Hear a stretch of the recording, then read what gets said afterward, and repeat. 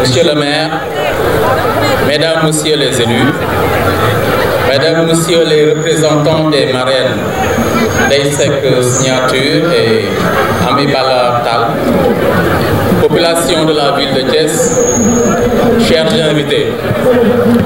Donc, dans le cadre du programme Kaay Thiès, initié par le maire Talla Sylla, notre cité va désormais vibrer au rythme du festival Kaay Thiès. Cet événement culturel de grande envergure œuvre pour la promotion des expressions culturelles et artistiques. Il va contribuer à l'animation culturelle et à l'attractivité de la ville de Thiès. Il participe également à la visibilité des artistes qui vont se produire sur les plateaux artistiques. Le festival qui est inscrit dans l'agenda de la ville va contribuer fortement à l'exploitation du riche patrimoine culturel de la ville et représente une bonne articulation de la politique culturelle à celle du tourisme. Le festival Kaay Thiès, qui est positionné au plan national, va contribuer à l'animation culturelle d'une ville qui bénéficie de nombreux atouts. Creuser des communautés socio-culturelles, Thiès, la ville ferroviaire, est riche de grands faits historiques et recèle d'un riche patrimoine, tant matériel qu'immatériel. Thiès, la ville coloniale et militaire, incarne également le refuge qui préserve les valeurs qui fondent l'authenticité. Et avec le festival Kaay Thiès, la Cité du Rail devient le point de mire de la vie culturelle du Sénégal, un véritable espace dédié à la diversité des expressions culturelles. Et Thiès se modernise et se projette dans l'avenir. Thiès qui étraîne son aéroport et réceptionne les autoroutes. On verra que le festival se déploie progressivement au plan national et international pour devenir un pôle de convergence. Nous avons senti un engouement qui est la preuve que ce festival était attendu par les artistes et par les populations. Et en prélude du festival, on a démarré avec des activités comme Festaru, qui est un festival des arts urbains, et quelques autres animations qui ont donné le tempo, comme Mind Open, les 10 ans du Palais des Arts, le festival de slam, le marché de Noël et bientôt le salon international du livre de Thiès. Thiès va communier, se délecter des œuvres esthétiques de ses enfants artistes. Un festival dont nous souhaitons l'éclatante réussite pour terminer en beauté l'année 2018. Notre ambition déclarée est de faire de Thiès la destination culturelle de la fin d'année. Une cité qui va ouvrir ses bras aux vacanciers et aux flux touristiques. Au-delà du festival, nous envisageons un cycle d'animation thématique pour impulser durablement une synergie des acteurs culturels de la ville de Thiès. Nous aurons à l'avenir d'autres événements culturels déroulés sur toute l'année pour converger vers le grand festival Kaay Thiès. Et dans ses contours,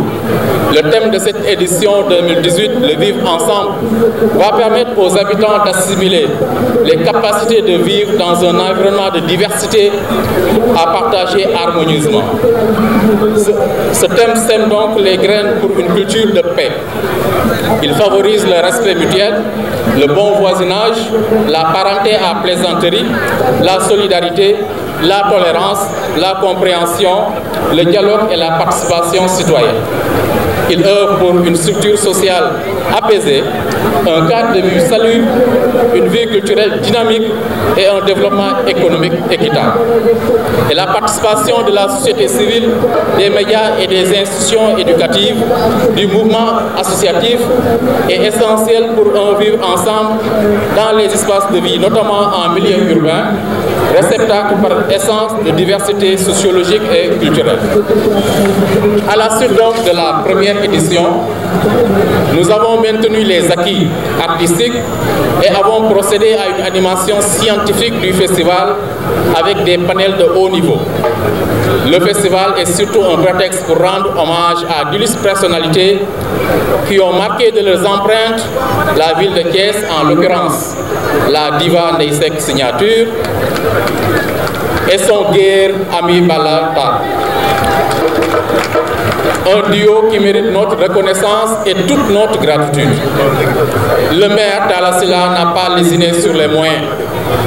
dans son désir d'offrir un plateau logistique et technique de haute qualité pour permettre à nos artistes d'évoluer dans les meilleures conditions de performance. Nous remercions et félicitons vivement les acteurs culturels dévoués à la tâche,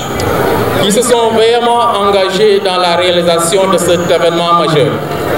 Nous souhaitons aller ensemble avec eux jusqu'au bout de nos efforts. Aux membres du comité de pilotage et des commissions, nous exprimons notre gratitude pour la collaboration indéfectible. À nos partenaires dont le soutien a été considérable, nous déclarons que le meilleur est à venir, dans la mesure où nous avons à Thiès le vivier et le talent pour faire plus et mieux. Un maire boo xam ni tous les maires du Sénégal et d'ailleurs devraient suivre son exemple parce que c'est un maire social, maire boo xam ni lu xew ci àddina mu nga fa muy lu neex muy lu naqari su ma desee ay dafa tax lu bari tax na ma jàpp ko sax waaye nit ba dafa ñëw jël parole daal di woy macha allah woyu murit bu neex macha allah ñu ko koy gërëmee. lii nag c'est vrai que ñun dañu juddu ci kër goo xam ne benn yaay moo fa nekkoon ak benn papa bien que ñëpp bokk ñu ndey ak baay fu nekk li di daan jóge nekk fa moo tax dama naan ñi nga xam ne dañ daan romb ci kër ga rek toujours bu ñëwee seen boolo nga fa noonu la ñu yare ña ci biir kër ga bokk ndey ak baay ña ci biir kër ga di ay cousin ay cousine ña ci biir kër ga di ay ñuñ fa joxe ay dëkkandoo ay xarit ñooñu ñooy sa bokk xëy na ñi nga bokk ndey ak baay deret bi da ciy daw rek waaye ñi nga xam ne ñoo la bëgg ci seen xol muy waa Jaxaaw di waa Caali di waa Thiès mënuñu leen fay ak mbokk yi turandoo yi nag yóbbante nañ ma nee nañ seen tur ñoom ñëpp kenn du ci jaar Ami Balla Taal Njaay Ami Balla Taal Jóob Ami Balla Taal lii fu nekk ci àddina woote nañ ndax kontaan Tànday Seck nag maa ngi koy ñaanal yàlla yàkkal ko fi lool mu wér fii moo fi waroon taxaw bu yóbboo signature ñun ñëpp dañ naroon génn ñëw taxaw wayandoo ko moom malheureusement ñëwul waane fa mu nekk yal na ko yàlla wéral dolli ko yërmaande ak sutura ci dara ñu yonent bi barke alxuraan. Neel Talla def na loo xamante ni kenn musu koo def Thiès Neel Talla moom day sekk gëm na ni lépp lu Talla bëgg si Thiès war na ko mën a am te fu mu bëgg a yóbbu Thiès bi mën na koo am man ko lu tax nga wax loolu mu ma daa boole culture ci ay mbiram te nit mënoo yokk te xamoo sa bopp wax ju gàtt laa ci sànni rek di rafetlu jëf ci si turu Ndeye Seck ak njaboot gi mu àndal yëpp di teew ak suñu mbokk artistes yi di fekk si ak kilifa yi suñu ginnaaw yëpp ñu leen di ñaanal mbalu réussite ci li ngeen wut li ngeen jëppale muy si réew mi muy ci dëkk bi yàlla leen ko yàlla yombalal wasalaam. asalaamaaleykum ñoo ngi leen di nuyu ku nekk ci turam ak santam ñuy nuyu le gouverneur de la région de Thiès monsieur Amadou Sy moo ko tijji woon daaw ci turu président de la République teewoon activités yi ëppoon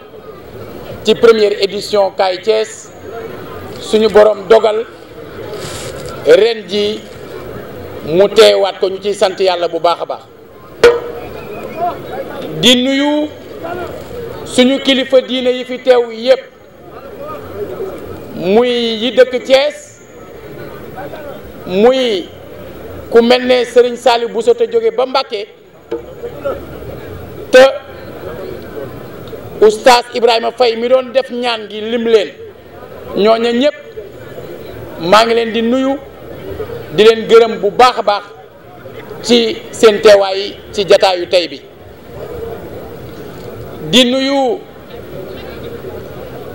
madame le maire Maymouna Dieng moom ak képp koo xam ne da nga nekk conseiller de ville te teew ci jataay bi walla nga nekk conseiller bu bokk ci communes yi nekk ci biir Thiès te ne ci jataay bi di nuyu bu baax a baax président Aïdara mi nga xam ne moo jiite conseil consultatif de la ville moom ak képp ku bokk ci conseil boobu te teew ci jataay bi di nuyu ñépp ñi nga xam ne ñoom ñoo bokk ci administration ville de Thiès wala ñu bokk ci ay services déconcentrés de l'État te teew ci jataay bi di nuyu le président Mamadou Kane mi nga xam ne moo jiite comité de pilotage bu festival Kaay Thiès di nuyu képp koo xam ne da nga teew ci jataay bi te représenté ñi nga xam ne ñooy acteurs culturels yi ne ci biir dëkk bi te lii doon seen rendez-vous majeur boo xam ne différentes activités yi am ci biir année bi ci bii la ñuy daje lënkaloo ba mën a wane ni Thiès caada judduwaat na fi caada dekki na fi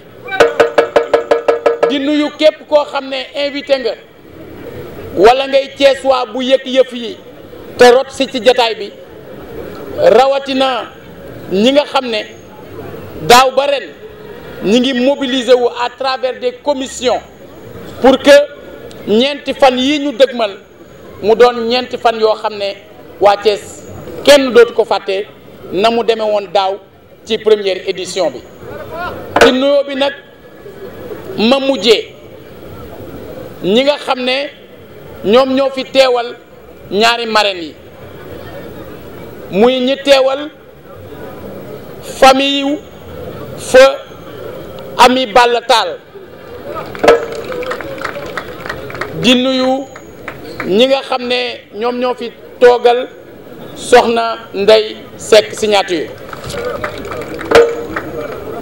ma am lu ma bëggoon a ñaan régie bi ñu tegal ñu ko ndax defe naa ne buñ ko tegee foofu lay gën a leere muy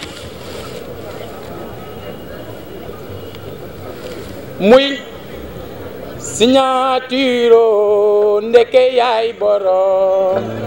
Ami Balla Tall yaayu bëgguma nga signel ñu ci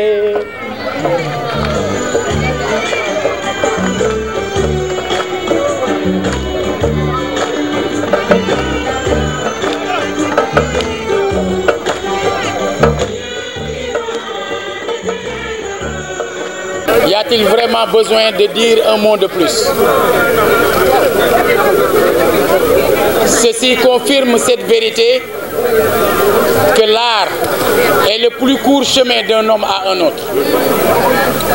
ndax lii dañu nekkoon ay gone màgge ci mu am lu mu daan def ci ñun di nu berse di nu yëngal bëri woon na ñoo xam ne xamuñu ki ko woy xamuñu ki muy woy xamuñu li muy woy waaye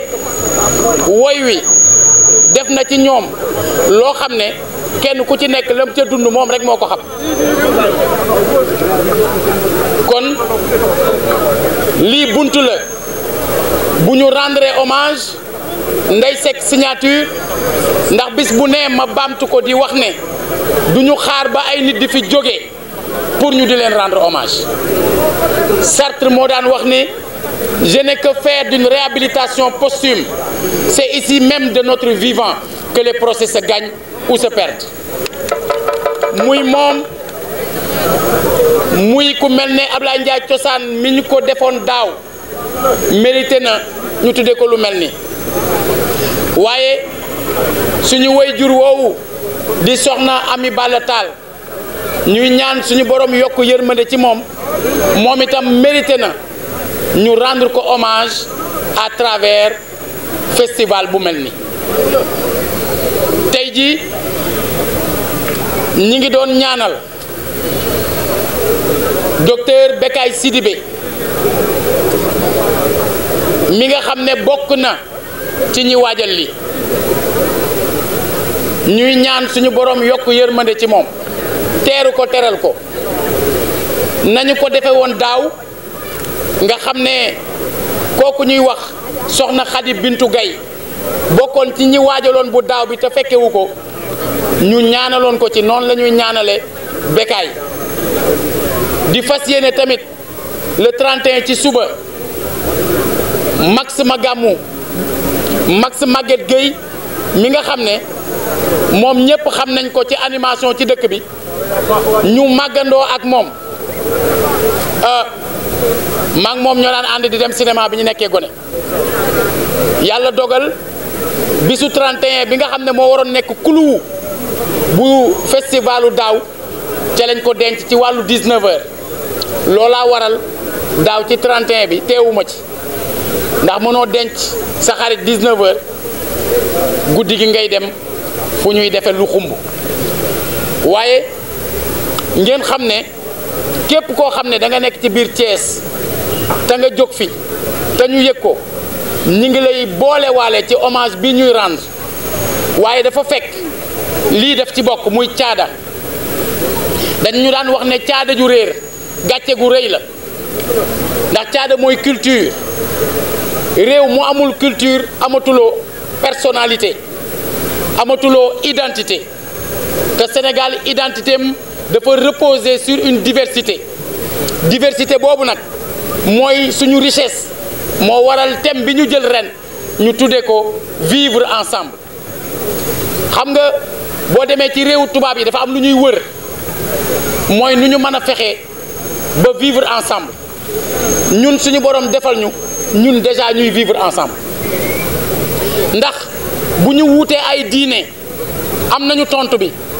mooy dialogue islamo-chrétien ñun ñu ngi koy dund feetu Pâques ñëpp di daje feetu Noël ñëpp di ci daje tabaski ñëpp di ci daje korité ñëpp di ci daje yeneen feet yi ñëpp di ci daje am nañ loolu ci biir Sénégal waaso yi wuutee muy ethnie yi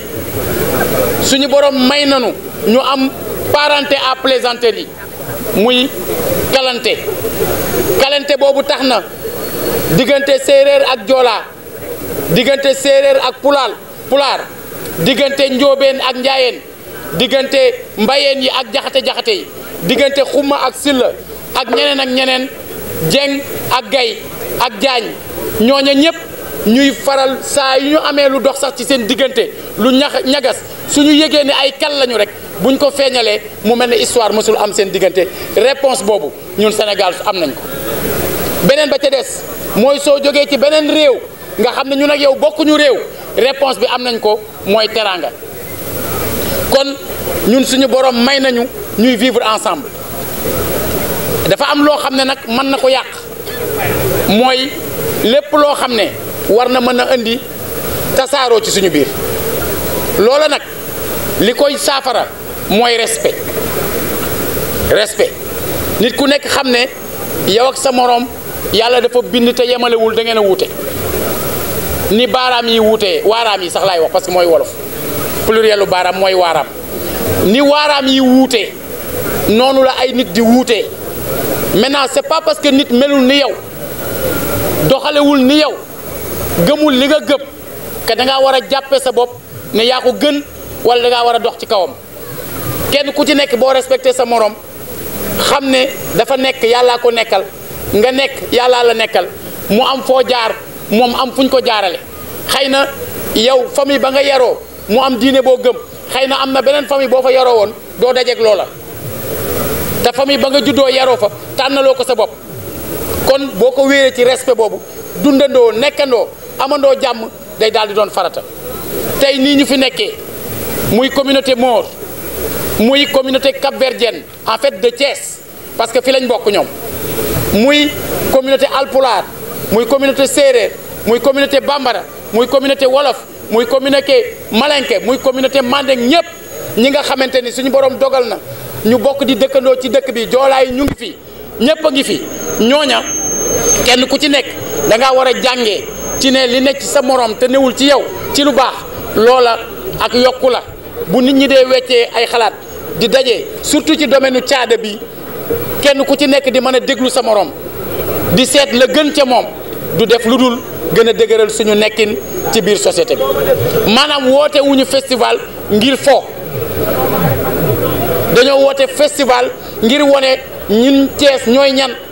ak Thiès mooy lan ak Thiès nu mu mel dañu ne kaay Thiès ki la woo boo dikkee gis boo dikkee mu won la boo dikkee dégg boo dikkee yëg boo dikkee sentir bu ko defee yow itam soo dikkee boo amee loo fa jànge nga war faa mën a indi tamit nga war faa mën a bàyyi tamit bu ko defee ñun ci cadre vivre ensemble boobu dem nañu ba suñuy xalaat ubbeeku ba jóguñu rek di def ay jumelage ak ay pays du nord ak ay dëkk yu nekk ci nord ndax gis ngeen Cap-Vert mi ngi fii représenté par Misa mi nga xam ne moo jóge dëkk bu ñuy wax Santa Cruz ca Cap-Vert nga xam ne Funana bi ngeen di dégg foofa la cosaanoo ñooña ñi ngi jumelé ak Thiès dem nañu ba ñi ngi waaj a jumelé ak Bamako war a jumelé ak dëkk bu nga xamante ni ñi ngi koy liggéey def nañu am na fu ñu demoon ba sori muy suus ñu dem ba booba nasax ñu koy dekkalaat dem nañu ba nga xam ne ci biir Sénégal fas nañu yéene ci lu dul yàgg dara incha allah dox nañ ko wax nañ ko war a jumelé ak Ziguinchor war a jumelé ak Mbacké war a jumelé ak Kaolack war a jumelé ak Saint-Louis en attendant ñeneen loola luñ ci jublu mooy kenn ku ci nekk xam ne sa moroom am na lu mu la mën a jàngal wala lu mu la mën a won lu mu mën a weccee ak yow lu dul alal lu dul ay conteneurs yuy ñëw te loolu lu ca biir bëri mu ngi jëm ci wàllu caada kon zigzag yow xam nga ni yow miy yëngu ci loolu suba ngoon guddi yow ak ñoom luy mango xam ngeen ne caada boobu mooy suñu meilleure richesse mooy suñu meilleur capital et ce que nous voulons montrer à travers le festival Kaay Thiès c'est justement cette richesse que nous avons bi nga xam ne moom jàpp naa ni moo gën a am solo yi ci des ndax ak richesse boobu léppay ñëw xam ngeen ni aéroport ñëw na dañ daan wax Thiès benn dëkk ñaari gaar léegi ñaari aéroport muy base aérienne ak AIBD man avion bu ma dugg dinaa leen ne bu ñuy wàcc bu leen ne nous entamons notre descente ci Dakar parce que dootul Dakar nag Thiès la kon aéroport ñëw na Ila Touba inauguré nañ ko le 20 décembre yàlla dogal sax mu daje ak anniversaire u génn àdduna le premier maire de Thiès muy Léopold Sédar Senghor alors Ila Touba boobu na leen leer ne ndegam Thiès la départ ndax du min Touba Ila Touba la ñu war fi jóge jëm Touba te Thiès la départ jëm foofa kon loolu rek ñaan la ci ñun xéewal yooyu nag di war a ñëw nit ñi nga xam ne bu ñu wàccee ci aéroport bi bu ñu defee 10 à moins de 15 minutes ñi ngi biir centre ville u Thiès ñooña du ñu def 50 kilomètres di dem Dakar bu dee am na lu ñu fi fekk du ñu def 39 kilomètres di dem Mbour bu dee am na lu ñu fi fekk kon bokk na ci li leen war a mën a teeru ginnaaw ay hôtel ginnaaw bërëb yu ñu mën a jëndee ak jaayee li ñu leen war a mën a dalal fii mooy caada bu ñu dekkal ba mu jóg loola bokk na ci suñu vision ci li nga xam ne à travers festival bi ak activités yi ñuy def tout au long de l'année loola bokk na ci lu ñuy waajal ndax bu nit ñi commencé ñëw biir Thiès touristes yi di wàcc dugg biir Thiès ñeneen di ñëw di dugg biir Thiès koom-koom bi dundaat ñiy jaay seen yëf mën a taxawaat bu koom-koom bi dundaatee nit ñi mën a liggéey bu boobaa Thiès la ma leen ci daan wax dina am nous allons faire de Dakar la première banlieue de Thiès kon nag mbokk yi maa choisir volontairement ndegam président Mamadou Kane bi muy wax na ci nasaraan maa choisir discours bi nga xam ne moom laa bindoon ci tubaab ma teg ko ne le te xam ne président Mamadou Kane lépp lu fi jaroon a wax ci wàllu woowu wax na ko ci tubaab leneen li ci des monsieur le gouverneur dina ci àgg mais il est bon balaa muy jël kàddu ma wax leen ni muy daaw muy ren gis ngeen plateau bii nga xam ne tegoogul ci Thiès ñu di ko fi teg ñii def musique sacrée di fi jaar ñii def musique urbaine di fi jaar slameur yi di fi jaar ñëpp di fi jaar lii daaw ci ndimbalu président de la république lañ ko amee ren ji tamit ci lañ ko amee loola dafa am solo ngeen xam ko nag ma mujjee ci daaw bi ñuy waajal festival bi ñu bëri sàkk woon nañu ma dàq ko ba ren li tax defuma ko dama leen woon déwén maanaam ren at muy jëm ci élection la loolaa waral ñu def tout ba tàmbali ko daaw ren mu doon lu ñuy wéyal kon na kenn ku nekk xam ne yëf yi du yëfu parti politique du yëfu candidat du yëf yu jëm ci loolu yëf yi yëfu waa Thiès la waa Thiès ñoo woote kenn ku ci nekk war cee mën a gis boppam kenn ku nekk war a mën a dalal ay gan mais kenn ku ci nekk war a féex tamit ci les différentes activités yi am fii ak altine ci guddi nga mën cee ñëw ak xel mu dal war cee mën a ñëw te xam ne kenn du la fa tuutal kenn du la fa wàññi kenn du la fa toroxal ndax Thiès a woote te bu Thiès wootee jàmm rek kay am jërëjëf. Mesdames, Messieurs les invités, je suis très heureux de venir ici participer pour la deuxième fois à ce festival de Thiès. Quelqu'un disait tantôt dans l'oreille du maire qu'une ville aussi culturelle et aussi riche culturellement que Thiès